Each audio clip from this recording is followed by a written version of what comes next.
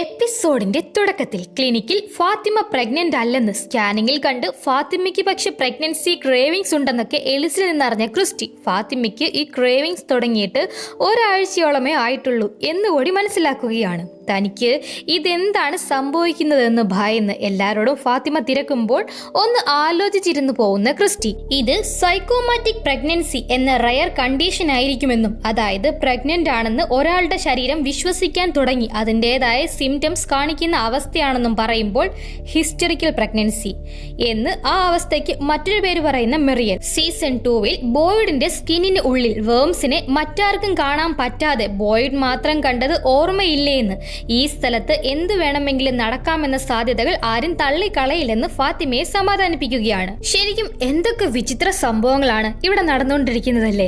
ബോയ്ഡിന്റെ കയ്യിലെ വേംസ്, ആളുകൾ പെട്ടെന്ന് ഹീലാവുന്നത്, സേറയുടെ കയ്യിൽ തെളിഞ്ഞു വന്ന റൈറ്റിംഗ്സ്, അങ്ങനെ പലതും എല്ലാം കേട്ടിട്ട് താൻ പ്രഗ്നന്റ് ആണെന്ന് തന്നെ രോക്ഷത്തിലിരിക്കുകയാണ് ഫാത്തിമ. അതിനിടയിൽ ഇത്തിരി കഞ്ഞി എടുക്കട്ടെ മാണിക്ക, അല്ല വെള്ളം എടുക്കട്ടെ ഫാത്തിമേ എന്ന് വെള്ളം എടുത്തു കൊടുക്കുകയാണ് എലിസ്. അവന്റെ അമ്മൂമ്മയുടെ ഒരു വെള്ളമെന്ന് അത് എറിഞ്ഞു പൊട്ടിക്കുന്ന ഫാത്തിമയോട് ഫാത്തിമ സ്ട്രെസ്സിന്റെ അങ്ങേയറ്റത്താണെന്ന് മനസ്സിലാക്കി ഇന്ന് രാത്രി ഫാത്തിമയ്ക്കും എലിസിനും ക്ലിനിക്കിൽ തങ്ങാമെന്ന് അറിയിക്കുകയാണ് ക്രിസ്റ്റി. പക്ഷേ തനിക്ക് തന്റെ റൂമിൽ പോകണമെന്ന് അവിടെ നിന്ന് ഇറങ്ങുകയാണ് ഫാത്തിമ. പുറത്ത് മഴ പെയ്യുന്നുണ്ട് എന്നതിനെ തടയാൻ നോക്കുകയാണ് എലിസ്. പക്ഷെ അതൊന്നും കേൾക്കാൻ ഫാത്തിമ തയ്യാറല്ലാതെ പോകുമ്പോൾ കൂടെ പോവുകയാണ് എലിസ്. താനും അവർക്കൊപ്പം കോളനി ഹൗസിൽ തങ്ങുകയാണ്. പട്ടിണിയിൽ നടക്കുന്ന ഫാത്തിമയ്ക്ക് ട്രിപ്പിടാമെന്ന് അവർക്ക് പുറകെ പോവുകയാണ് മെറിയൻ. എല്ലാവരും അവിടുന്ന് പോയതോടെ അൾട്രാസൗണ്ട് ചെയ്യുന്നതിന് മുമ്പ് ഫാത്തിമയുടെ കാര്യം നിങ്ങൾ എന്നോട് പറയണമായിരുന്നു ബോയ്ഡ്, അല്ലാതെ ഒന്നും അറിയാതെ പെട്ടെന്ന് ഇരുട്ടത്ത് തപ്പുന്ന പോലെ ആയിപ്പോയി എനിക്ക് എന്ന് ബോയ്ഡിനോട് കലിപ്പാവുകയാണ് ക്രിസ്റ്റി. അതിനെ തനിക്ക് ഇതൊക്കെ മുൻപേ അറിയില്ലായിരുന്നെന്നും തങ്ങൾ ഇനി എന്ത് ചെയ്യുമെന്നും ബോയ്ഡ് തിരക്കുമ്പോൾ ഒന്നുകിൽ നമുക്ക് കാണാൻ സാധിക്കാത്ത എന്തോ ഒന്ന് ഫാത്തിമയുടെ ഉള്ളിൽ വളരുന്നുണ്ട്, അല്ലെങ്കിൽ ഈ സ്ഥലം ഫാത്തിമയെ പ്രഗ്നന്റ് ആണെന്ന് വിശ്വസിപ്പിച്ചു എന്ന് നിൽക്കുകയാണ് ക്രിസ്റ്റി. അതെന്താണെന്ന് എങ്ങനെ നമ്മൾ കണ്ടെത്തും, നമ്മൾ എങ്ങനെ ഫാത്തിമയെ സഹായിക്കും എന്ന് തിരക്കുകയാണ് ബോയ്ഡ്. അതിന് എനിക്കൊരു കോപം മനസ്സിലാവുന്നില്ല എന്ന് കലിപ്പാവുകയാണ് ക്രിസ്റ്റി. അതോടെ ഓക്കെ പോയി നിന്റെ ജോലി എന്താണെന്ന് വെച്ചാൽ അത് ചെയ്ത് കാര്യം കണ്ടുപിടിക്കും കോപ്പ് എന്ന് ക്രിസ്റ്റിയോട് ഫ്രസ്ട്രേഷൻ തീർക്കുന്ന ബോയ്ഡ് ആ കലിപ്പിൽ ക്ലിനിക്കിന് പുറത്തേക്ക് ഇറങ്ങുന്നതും അവിടെ പെരുമഴ കണ്ട് നിന്നു പോവുകയാണ്. ആ സീൻ അവിടെ കട്ടാവുമ്പോൾ ഈ സമയം കോളനി ഹൗസിൽ ജാസ്പർ ഡോളിനെ സംസാരിപ്പിക്കാൻ ശ്രമിച്ചു നിൽക്കുന്ന വിക്ടർ. എനിക്ക് പേടിയില്ല, നീ സംസാരിക്കണം, എനിക്കറിയാം നിനക്ക് സംസാരിക്കാൻ പറ്റും എന്ന് റൂമിൽ ബഹളം വെച്ച് നിൽക്കുകയാണ്. ആ സമയത്ത് അവിടേക്ക് വന്ന് ഡോറിൽ തട്ടി വിളിക്കുന്ന വിക്ടറിന്റെ അച്ഛൻ റൂമിന് ഉള്ളിൽ വന്ന് വിക്ടർ നീ ഇങ്ങനെ ചെയ്യല്ലേ, രാത്രി മുഴുവൻ ഉറങ്ങാതെ നീ ഇങ്ങനെ അലറിക്കൊണ്ടിരുന്നത് അങ്ങ് താഴെ വരെ എനിക്ക് കേൾക്കാമായിരുന്നു, ഇത് നിന്റെ ആരോഗ്യം മോശമാക്കും എന്ന് ഉപദേശിക്കുമ്പോൾ ഇവൻ എന്നോട് ഇപ്പോൾ സംസാരിക്കണം, ഇവൻ എന്നോട് അത് പറയണം എന്ന് വാശിയിൽ നിൽക്കുകയാണ് വിക്ടർ. അത് കണ്ട് ഹേയ് ഇതെന്താ പറയണ്ടേ, ഇതൊരു ഡോളാണ് എന്ന് വിക്ടറിനെ പറഞ്ഞു മനസ്സിലാക്കാൻ ശ്രമിക്കുകയാണ് ഹെൻറി. അത് കേട്ട് നിങ്ങൾ അവിടെ ഇല്ലായിരുന്നു, ഷേ എനിക്ക് ഇതിവിടെ വെച്ച് ചെയ്യാൻ പറ്റില്ല എന്ന് ഹെൻറി ശല്യപ്പെടുത്തുന്നതായി അവിടുന്ന് ജാസ്പർ ഡോളിനെയും എടുത്തിറങ്ങുകയാണ് വിക്ടർ. അതേസമയം ശോകമായി നടക്കുന്ന ഫാത്തിമയെ സന്തോഷിപ്പിക്കാൻ ഡ്രീം ക്യാച്ചറൊക്കെ ഉണ്ടാക്കിക്കൊണ്ടുവന്ന് നിൽക്കുന്ന എൽജിനെ കണ്ട് അത് ഫാത്തിമയ്ക്കുള്ളതാണെന്ന് മനസ്സിലാക്കുന്ന ടിലിയമ്മ. ഇത് നന്നായിട്ടുണ്ട്, ഫാത്തിമയ്ക്ക് ഇഷ്ടപ്പെടും എന്ന് പോകുമ്പോഴാണ് എൽജിന്റെ ക്യാമറ ഓട്ടോമാറ്റിക് ക്ലിക്ക് ആവുന്നത്. താനല്ലാതെ അവിടെ മറ്റാരുമില്ല, പിന്നെ ഇതെങ്ങനെ എന്ന ഞെട്ടലിൽ പ്രിന്റായി വന്ന ഫോട്ടോ എടുത്ത് നോക്കിയിരിക്കുകയാണ് എൽജിൻ. ഈ സമയം റൂമിൽ ഫാത്തിമയ്ക്ക് ട്രിപ്പിട്ട് നിൽക്കുന്ന മെറിയൽ. എനിക്കും റാണ്ടലിനും ജൂലിക്കും ഇവിടെ വെച്ച് എന്താ സംഭവിച്ചത്, എനിക്കിപ്പോഴും ആ ചീവീടുകൾ ഉള്ളിൽ ഇഴഞ്ഞു നടക്കുന്നതായി ഫീൽ ആവുന്നുണ്ട്. പിന്നെ ഇതൊന്നും സത്യമല്ല, പേടിക്കരുത് എന്നൊക്കെ ഞാൻ എന്നോട് തന്നെ അങ്ങ് പറയും, കാരണം ഞാൻ അനുവദിച്ചെങ്കിൽ മാത്രമേ ഭയത്തിന് എന്നെ തകർക്കാൻ സാധിക്കൂ എന്ന് ഈ സ്ഥലം മാനസികമായി ഉപദ്രവിച്ച ആളുകളിൽ ഒരാൾ എന്ന നിലയ്ക്ക് ഫാത്തിമയെ ഉപദേശിക്കുകയാണ്. അത് കേട്ട് തൻ്റെ അനുഭവം ഇതിൽ നിന്ന് വ്യത്യസ്തമാണ് എന്നിരിക്കുകയാണ് ഫാത്തിമ. എന്താണെങ്കിലും ഫാത്തിമ കുറച്ചെങ്കിലും നോർമൽ ഫുഡ് കഴിക്കാൻ നോക്കണമെന്ന് കൂടി മെറിയൽ പറയുമ്പോൾ ഞാൻ അതിനിപ്പോൾ വേസ്റ്റ് കഴിക്കാറില്ല, കാരണം എനിക്ക് പേടിയാ എന്ന് ഫാത്തിമ മറുപടി പറയുമ്പോഴേക്ക് എലിസ് അവിടേക്ക് വന്നിരുന്നു. അതോടെ നാളെ കാണാമെന്നിറങ്ങുകയാണ് മെറിയൽ. എലിസിനെ കണ്ട് എല്ലാവരും ഈ സ്ഥലം തന്നെ മാനസികമായി ടോർച്ചർ ചെയ്യുന്നതായി പറയുന്നത് എന്തിനാണെന്നും തന്റെ ഉള്ളിൽ സംഭവിക്കുന്ന മാറ്റം തനിക്ക് മാത്രമേ എക്സ്പീരിയൻസ് ചെയ്യാൻ സാധിക്കുള്ളൂ എന്നും സങ്കടവും ദേഷ്യവും കാണിച്ചു പറയുകയാണ് ഫാത്തിമ. അതിന് ആരും ഒന്നും വിലയിരുത്തുന്നതല്ലെന്നും പലതരം പോസിബിലിറ്റീസ് നോക്കുന്നതാണെന്നും ഫാത്തിമയെ സമാധാനിപ്പിക്കാൻ നോക്കുകയാണ് എലിസ്. പക്ഷേ താൻ പ്രഗ്നന്റ് ആണെന്ന് വാദിച്ചു നിൽക്കുന്ന ഫാത്തിമ തന്റെ വയറിന് വലിപ്പം വെച്ചിട്ടുണ്ടെന്ന് താനത് അളന്നു വെച്ചിട്ടുണ്ടെന്നൊക്കെ കാണിച്ച് ഭ്രാന്തമായ ഭാവത്തിൽ നിൽക്കുമ്പോൾ എന്ത് പറയണമെന്നറിയാതെ കുഴങ്ങി നിൽക്കുകയാണ് എലിസ്. അത് മനസ്സിലാക്കി തന്റെ ശരീരത്തിലുണ്ടായ മാറ്റങ്ങൾക്ക് ഇവിടെ ആർക്കും ഒരു വിശദീകരണം തരാൻ സാധിക്കാത്ത ഈ അവസ്ഥയിൽ തന്റെ ഉള്ളിൽ ഇനി എന്തുണ്ടെങ്കിലും അത് പഴയതിലും ശക്തിയായി വളരുകയാണെന്ന് തനിക്ക് ക്രേവിങ്സ് കൺട്രോൾ ചെയ്യാൻ പറ്റുന്നില്ലെന്ന് നിൽക്കുന്ന ഫാത്തിമ. എനിക്കെപ്പോഴും ഭയങ്കരമായിട്ട് ദേഷ്യം വരുവാ. ഇനി ഞാൻ പ്രഗ്നന്റ് അല്ലെങ്കിൽ അതിനർത്ഥം ഇതൊക്കെ എന്റെ മാറ്റമാണ് എന്ന് ഒടുവിൽ താൻ ഒരു മോൺസ്റ്ററായി മാറുകയാണോ എന്ന് തിരിച്ചറിവിൽ പറഞ്ഞ് കരയുകയാണ് ഫാത്തിമ. ഒന്നും മനസ്സിലാവാതെ നിൽക്കുകയാണ് പൊട്ടനേലിസ്.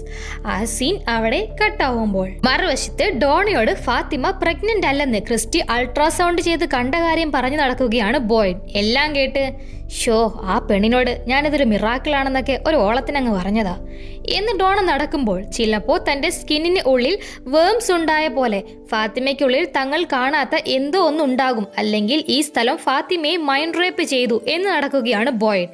അത് കേട്ട് ആബിയെ പോലല്ലേ ബോയ്ഡ്, നീ പറഞ്ഞ പോലെ നമ്മുടെ കണ്ണിൽ കാണാത്ത എന്തെങ്കിലും ഫാത്തിമയ്ക്കുള്ളിൽ ഉണ്ടെങ്കിൽ നമുക്ക് അത് കണ്ടെത്താൻ അവസരമുണ്ട്. പക്ഷേ സൈക്കോളജിക്കൽ പ്രോബ്ലം ആണെങ്കിൽ ഫാത്തിമയും ആബിയെ പോലെ മാറിയേക്കാം എന്ന് പണ്ട് ബോയ്ഡ് ഇവിടെ വന്ന സമയത്ത് ബോയ്ഡിന്റെ ഭാര്യ ആബിയെ ഈ സ്ഥലം മൈൻഡ് റേപ്പ് ചെയ്ത് അവർ ഇവിടെയുള്ള എല്ലാവരും ഉറക്കത്തിലാണെന്ന് എല്ലാരെയും ഉണർത്താൻ കൊലപ്പെടുത്തണമെന്ന് ഷൂട്ട് ചെയ്ത് കൊന്നു തുടങ്ങിയതും ഒടുവിൽ എലിസിനെ ഷൂട്ട് ചെയ്യാൻ ഒരുങ്ങിയതോടെ ബോയ്ഡിന് ആബിയെ ഷൂട്ട് ചെയ്ത് കൊല്ലേണ്ടി വന്നതും ഓർമ്മിപ്പിക്കുമ്പോൾ ഫാത്തിമയുടെ കാര്യം നമുക്കിടയിൽ നിൽക്കണം. ഞാൻ ക്രിസ്റ്റിയോട് സംസാരിച്ച് എന്താണെന്ന് നോക്കട്ടെ. നമുക്കിടയിൽ രഹസ്യങ്ങൾ ഉണ്ടാവില്ലെന്നാ ഞാനിത് നിങ്ങളോട് പറഞ്ഞേ. കാരണം ഫാത്തിമ നിങ്ങൾക്കൊപ്പം കോളനി ഹൗസിലാണല്ലോ എന്ന്. ഫാത്തിമയുടെ കാര്യം മറ്റുള്ളവർ അറിഞ്ഞാൽ ആകെ സംസാരം നടക്കും, ഇതിന്റെ പേരിൽ പ്രശ്നങ്ങൾ നടക്കും, അത് ഒഴിവാക്കാമെന്ന് ബോയ്ഡ് ഡോണിയോട് പറയുമ്പോൾ അതാ ബോയ്ഡ് ഞാൻ പറയാൻ വരുന്നേ. ഫാത്തിമ ഇനി കോളനി ഹൗസിൽ നിൽക്കുന്നത് നല്ല ഐഡിയ ആണെന്ന് എനിക്ക് തോന്നുന്നില്ല.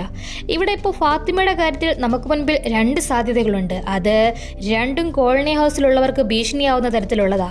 എനിക്കിവിടെയുള്ള എല്ലാവരെയും കുറിച്ച് ചിന്തിക്കണം ബോയ്ഡ്. അതുകൊണ്ട് ഇപ്പൊ എനിക്ക് നിങ്ങളെ എങ്ങനെ സഹായിക്കാൻ പറ്റും എന്നത് വിഷയമല്ല എന്ന് വളരെ ലോജിക്കലി ചിന്തിച്ച് ഫാത്തിമയെ ഇനി കോളനി ഹൗസിൽ താമസിപ്പിച്ചാൽ അവിടെയുള്ള എല്ലാവർക്കും അപകടമാണെന്ന് നിഷ്പക്ഷമായി പറയുകയാണ് ഡോണ. പണ്ടൊരാള് ട്രൂലബ് കാരണം എത്ര വലിയ അപകടമാണ് അവിടെ ഉണ്ടാക്കി വെച്ചതെന്ന് നമ്മൾ കണ്ടതാണല്ലോ.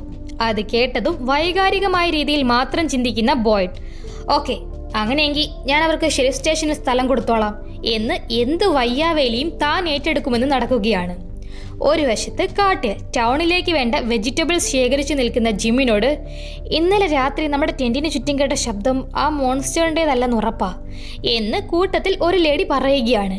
ഇതിപ്പോ ജിമ്മും ജേഡും കെന്നിയും ക്രിസ്റ്റിയും എല്ലാം സംശയിക്കുന്ന ആ ശബ്ദം എന്താവും? കുട്ടി തബിതയുടെ സ്വപ്നത്തിലാകട്ടെ ഇത് വരുന്നത് ഡേ ടൈമിലാണ്. സോ മോൺസ്റ്റേഴ്സ് ആകാൻ വഴിയില്ല. ഇനിയിപ്പോ ടണൽസിലെ പെയിന്റിങ്ങിൽ കണ്ട വിചിത്ര ജീവി അല്ലെങ്കിൽ വലിയ ചിലന്തി അങ്ങനെ വല്ലതായിരിക്കുമോ?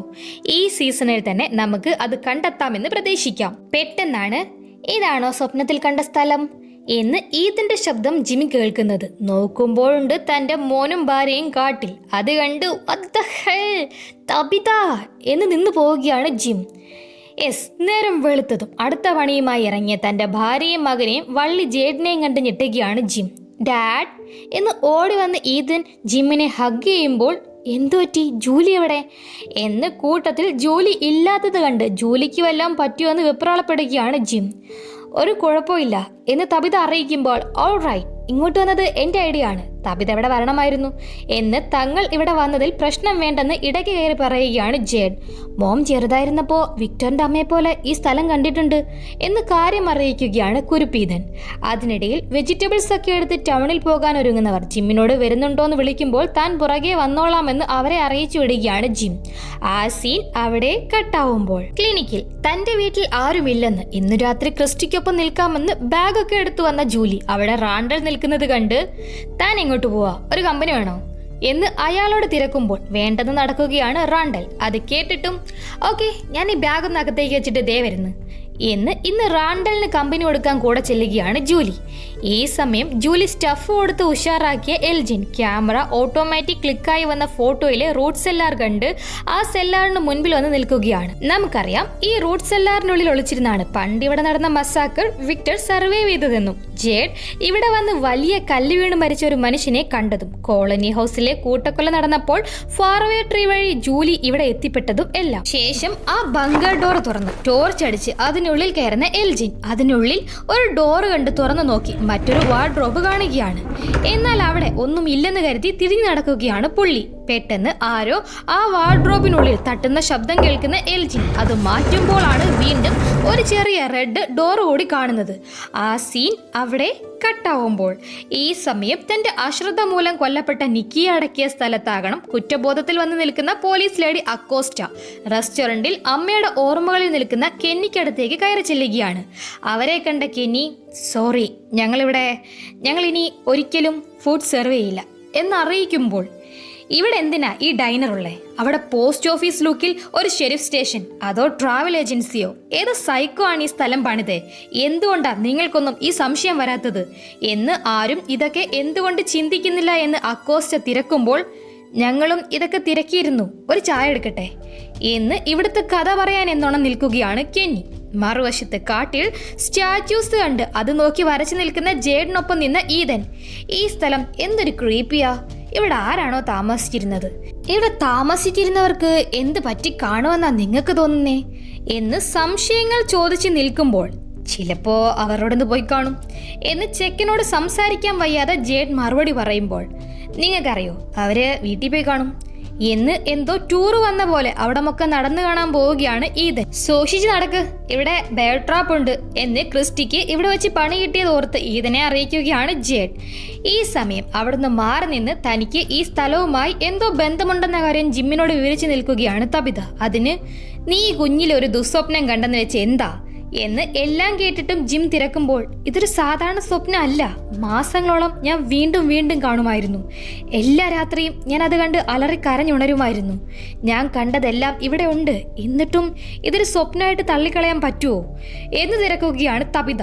നടന്ന് അവിടെ എത്തിയ ഈതൻ തന്റെ അച്ഛനും അമ്മയും കാട്ടിൽ നിന്നും വഴക്കായെന്ന് വന്ന് നോക്കിയിട്ട് പോവുകയാണ്. തബിത പറഞ്ഞതെല്ലാം കേട്ട് മുൻപ് താൻ റാണ്ടലിനെ കൂട്ടുപിടിച്ച് ഡ്രോണൊക്കെ ഉണ്ടാക്കിയ സംഭവം ഓർത്ത് പറയുന്ന ജിം ആ സംഭവത്തിൽ അന്ന് റാണ്ടൽ ഡോണയെ പൊക്കിക്കൊണ്ടുവന്ന് ഒടുവിൽ ഡോണ കൊല്ലപ്പെടേണ്ടിയിരുന്നത് ഓർമ്മിപ്പിച്ച്, അതുപോലെ സേറ ചില ശബ്ദങ്ങൾ കേട്ടുപോയത് ഒടുവിൽ ഈതനെ കൊല്ലാൻ നോക്കിയതിൽ ചെന്ന് അവസാനിച്ചതും, അങ്ങനെ ഈ സ്ഥലത്തിനെ നമ്മൾ മനസ്സിലാക്കി ഇവിടെ നമ്മൾ ജയിക്കും എന്നൊക്കെ ഉള്ളത് വെറും തോന്നൽ മാത്രമാണെന്ന് ഒരു പഴഞ്ചൻ മട്ടിൽ ജിം മറുപടി കൊടുക്കുമ്പോൾ എൻ്റെ കാര്യം അങ്ങനെ അല്ലല്ലോ ജിം, നീ പറഞ്ഞതൊക്കെ നമ്മളിവിടെ വന്ന ശേഷം നടന്നതാണ്.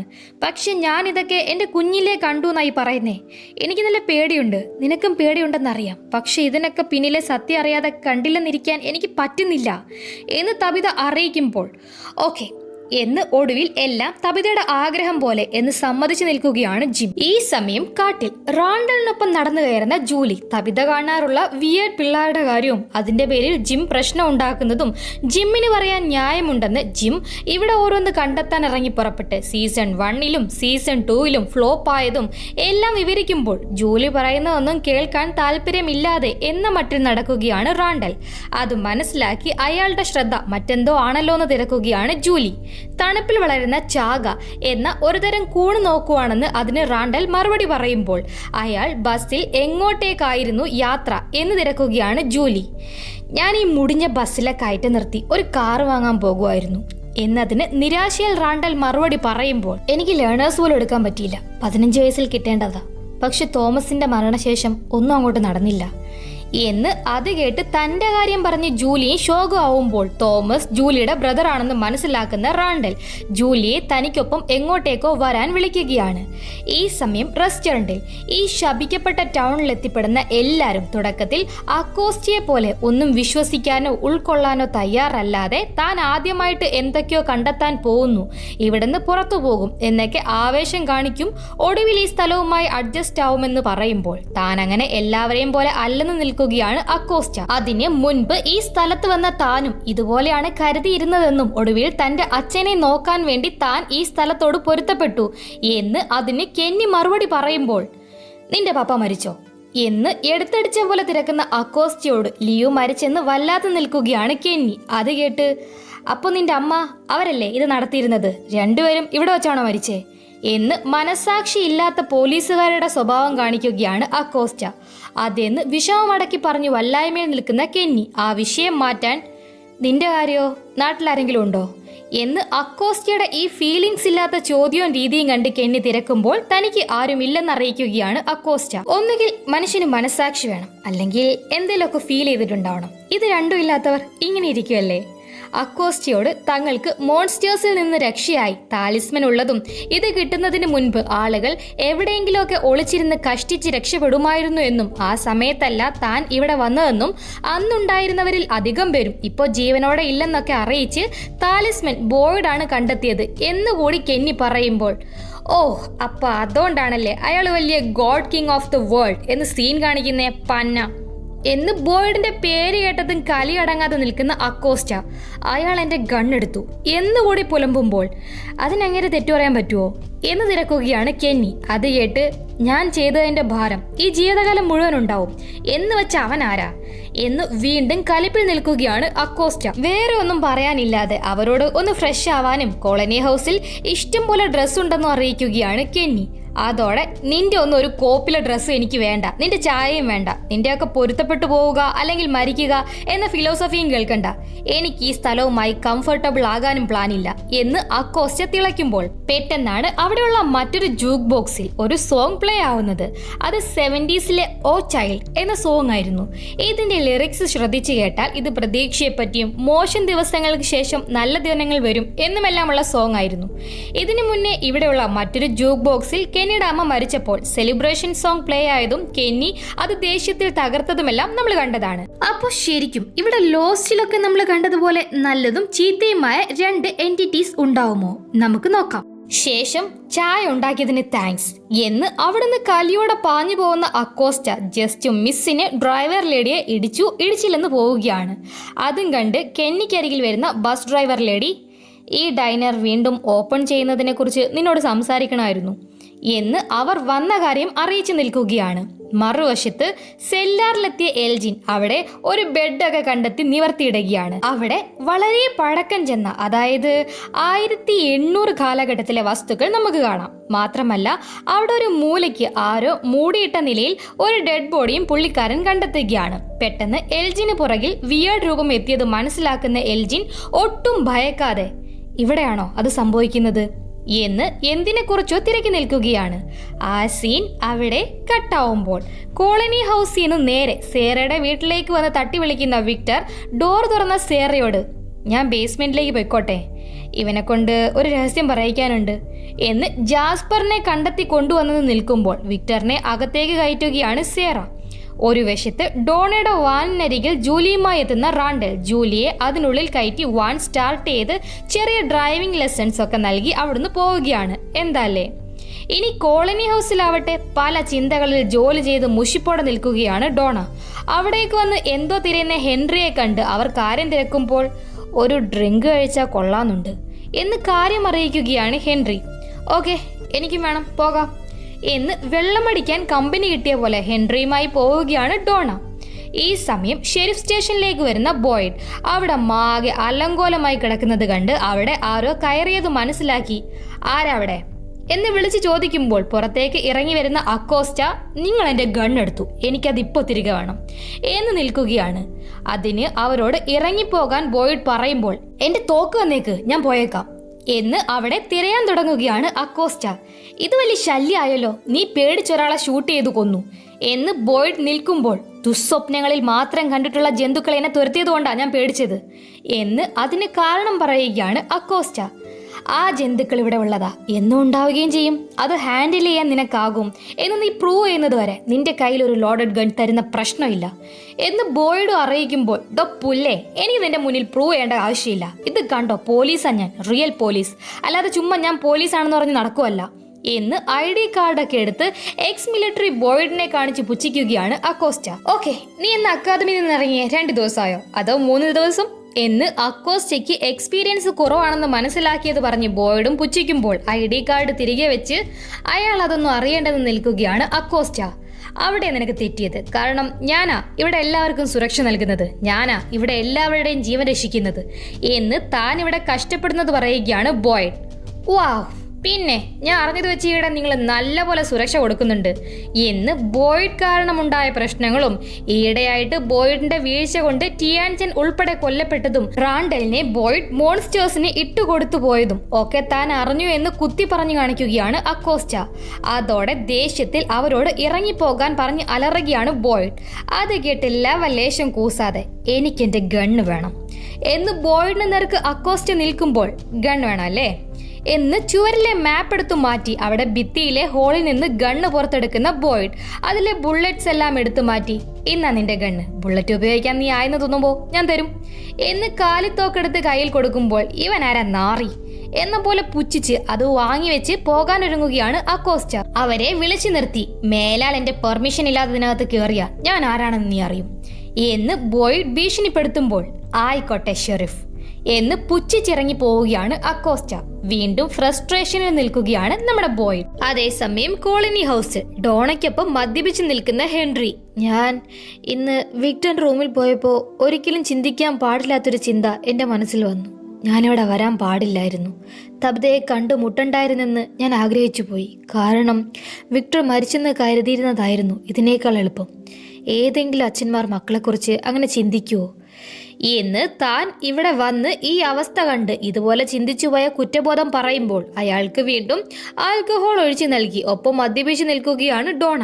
മറ്റൊരു വശത്ത് കാട്ടിൽ ജിമ്മിനെയും ജേഡിനെയും ഈദിനെയും കൂട്ടി സ്വപ്നത്തിൽ താൻ കണ്ടിട്ടുള്ള കല്ലിന് അരികിൽ വന്ന് നിൽക്കുന്ന തബിത. ഈ കല്ലുകൾ മാത്രമല്ല, എല്ലാം അതേ ഫീലിംഗ്, അന്നത്തെ ആ ഭയം എനിക്കിപ്പോഴും ഓർക്കാം എന്നൊക്കെ ഫീൽ ചെയ്ത് പറഞ്ഞു നിൽക്കുമ്പോൾ തബിത ഒളിച്ചിരുന്നത് ഏത് കല്ലായിരുന്നു എന്ന് തിരക്കുകയാണ് ജിം. അതിന്റെ കൂട്ടത്തിൽ വലിയ കല്ല് കാണിക്കുന്ന തബിത. എന്ത് കണ്ടിട്ടാണോ ഇവിടെ എല്ലാവരും നിലവിളിച്ചത്, അത് ഈ കല്ലിന്റെ അപ്പുറത്തായിരുന്നു. മുകളിലേക്ക് നോക്കുമ്പോൾ എല്ലാ പ്രാവശ്യവും ഞാൻ സ്വപ്നത്തിൽ നിന്നുണരും എന്ന് ആ കണ്ട കാര്യം പൂർണ്ണമായില്ലെന്ന് നിൽക്കുകയാണ് തബിത. അത് കേട്ട് നമ്മളിവിടെ വരുന്നതിന് മുമ്പ് തന്നെ നീ ഇത് കണ്ടെന്നിരിക്കട്ടെ, അതുകൊണ്ട് എന്താ പ്രയോജനം എന്ന് ജിം വീണ്ടും തിരക്കുമ്പോൾ എല്ലാം കേട്ട് എക്സൈറ്റഡ് ആയി നിന്ന ജേഡ്. സ്വപ്നത്തിലും മറ്റുമെല്ലാം ഈ സ്ഥലം മുൻപേ നീ കണ്ടതാണ് തെളിവെങ്കിൽ, വിധി എന്നൊന്നുണ്ടെങ്കിൽ കുഞ്ഞുനാളിൽ തന്നെ ഈ സ്ഥലത്തേക്ക് എത്തിപ്പെടാൻ വിധിക്കപ്പെട്ടവളാണ് നീ എങ്കിൽ എങ്ങനെയെങ്കിലുമൊക്കെ നീ ആ റോഡിലെ മരം കാണുമെന്ന് ഉറപ്പല്ലേ എന്ന് തബിത ഈ സ്ഥലത്ത് വരാൻ വേണ്ടി ജനിച്ചവളാണെന്ന് ഫിലോസഫി പറഞ്ഞു നിൽക്കുകയാണ്. മറുവശത്ത് കോളനി ഹൗസിൽ ഫാത്തിമയ്ക്ക് വെള്ളം തിളപ്പിച്ച് നിൽക്കുന്ന എലിസിന് അരികിൽ വരുന്ന ടിലിയമ്മ. ഫാത്തിമയ്ക്ക് എങ്ങനെയുണ്ട്?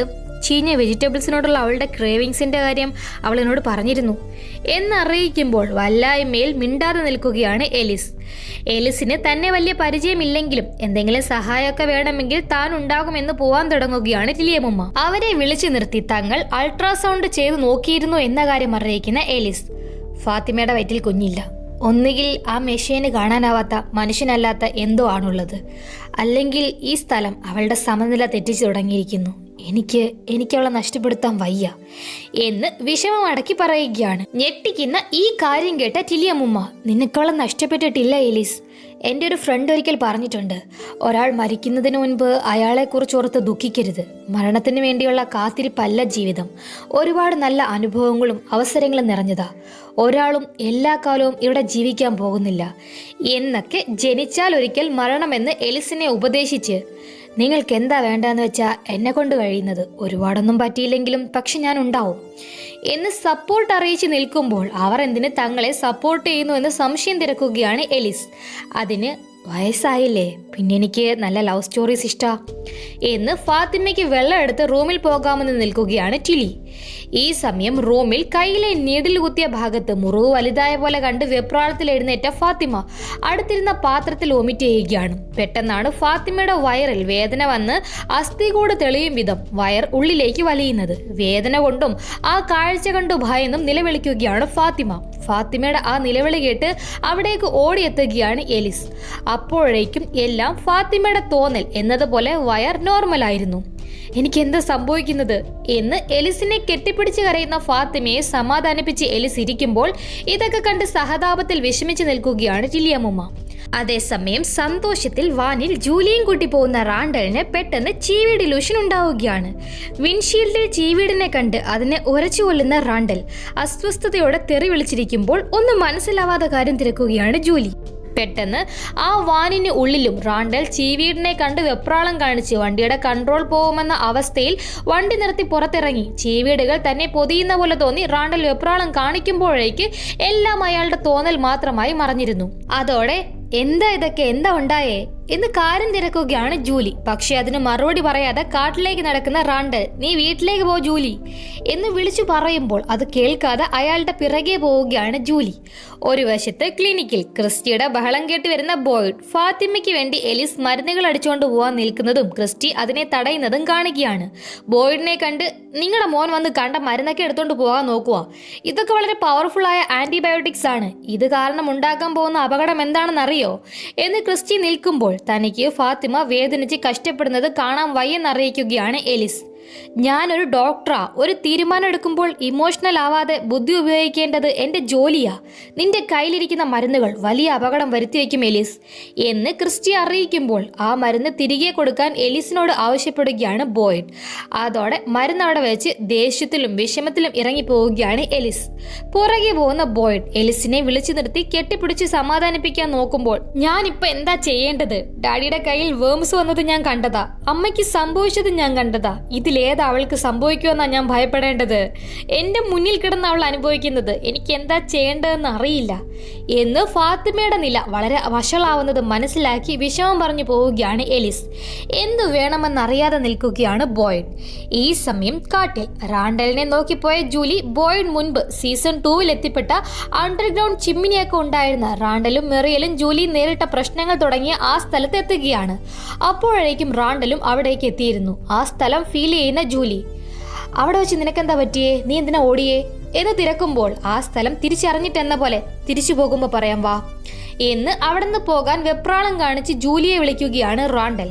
റാണ്ടൽ ഈ സ്ഥലം തിരിച്ചറിഞ്ഞത് മനസ്സിലാക്കി, നിനക്കും അത് ഫീൽ ചെയ്യുന്നുണ്ടല്ലേ എന്ന് മുന്നോട്ട് പോകാൻ ഒരുങ്ങുകയാണ് ജൂലി. ജൂലിയെ തടയുന്ന റാണ്ടൽ, എനിക്കൊരു കോപ്പും ഫീൽ ചെയ്യുന്നില്ല, നേരെ ഇരുട്ടാറായി, വാൻ കോളനി ഹൗസിൽ കൊണ്ടുപോയി ഇടാനുള്ളതാ, നമുക്ക് പോകാം എന്ന് ജൂലിയെ കൂട്ടി തിരിഞ്ഞു നടക്കുകയാണ്. ആ സീൻ അവിടെ കട്ടാവുമ്പോൾ ഒളിച്ചു വെച്ചിരുന്ന ചീഞ്ഞ വെജിറ്റബിൾസ് തിന്നാൻ വന്നിരിക്കുന്ന ഫാത്തിമ അത് കഴിക്കാതെ മനസ്സിനെ കൺട്രോൾ ചെയ്യാൻ നോക്കി അവിടുന്ന് പോകാനൊരുങ്ങുമ്പോൾ പെട്ടെന്ന് വീണ്ടും ഫാത്തിമയ്ക്ക് വയറ്റിന് വേദന വരികയാണ്. വേദന കൊണ്ട് ഫാത്തിമ വെപ്രാളപ്പെടുന്നത് കണ്ട് അവിടേക്ക് വരുന്ന ടില്ലിയമ്മ, ഫാത്തിമ പറയുന്നത് കേൾക്ക്, നീ ഒറ്റയ്ക്കല്ല എന്ന് ആശ്വസിപ്പിക്കാൻ നോക്കുമ്പോൾ വേദനയിൽ ഈർഷ്യത്തോടെ അവരെ അവിടുന്ന് പോകാൻ പറയുകയാണ് ഫാത്തിമ. പക്ഷെ അത് കേൾക്കാതെ, ഞാൻ സഹായിക്കാം, എല്ലാം ശരിയാവും എന്ന് ടിലിയമ്മ നിൽക്കുമ്പോൾ പെട്ടെന്ന് കയ്യിൽ കിട്ടിയ ഒരു ടൂൾ എടുത്ത് അവരുടെ നെഞ്ചിൽ തന്നെ കുത്തിയിറക്കുകയാണ് ഫാത്തിമ.